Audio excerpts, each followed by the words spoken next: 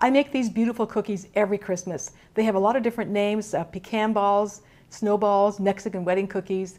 Everybody loves them. They melt in your mouth. And right now you're probably saying, well, I could never make anything this fancy. Really? Really? Can you dump stuff into a bowl? Because that's all it takes. Let me show you. Okay, first, get a bowl. Now we're going to dump in 1 cup of all-purpose flour, 1 cup of finely diced pecans, preferably toasted for better flavor, 3 tablespoons of sugar, 1 stick of room temperature butter,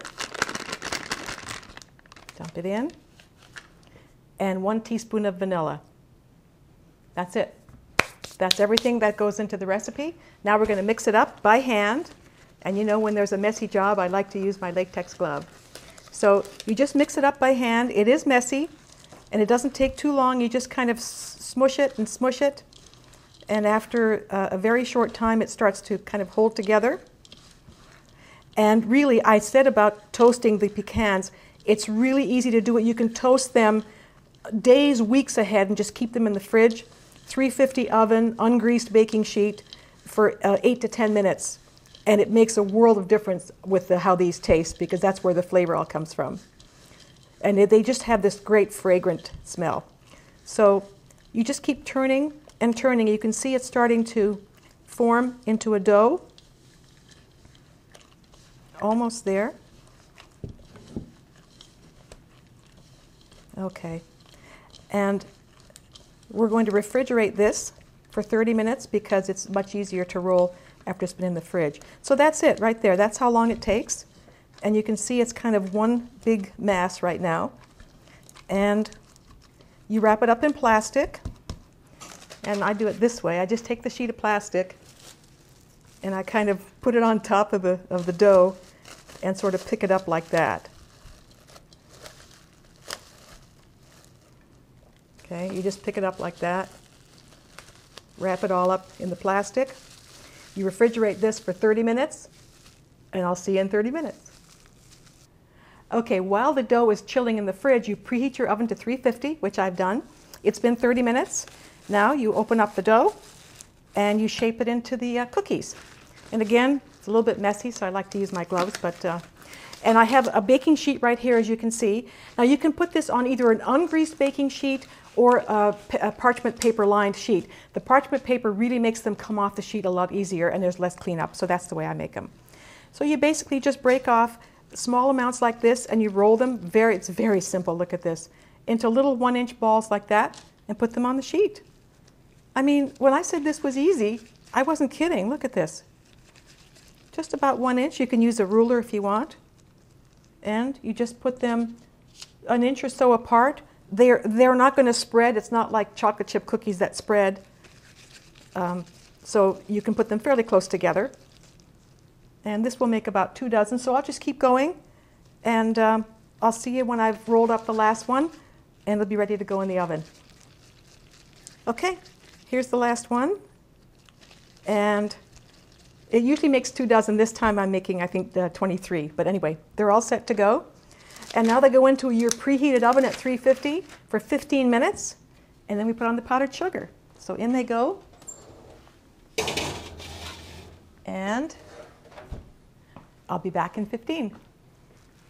Okay, it's been 15 minutes. Time to come out of the oven. See how they look?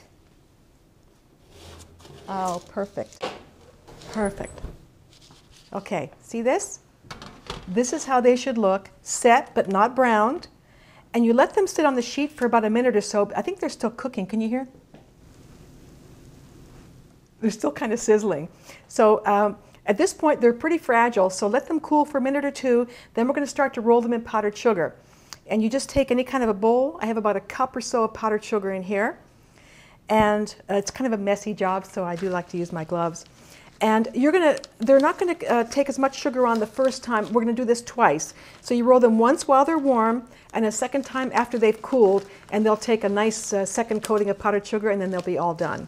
So let's see if I can handle them yet.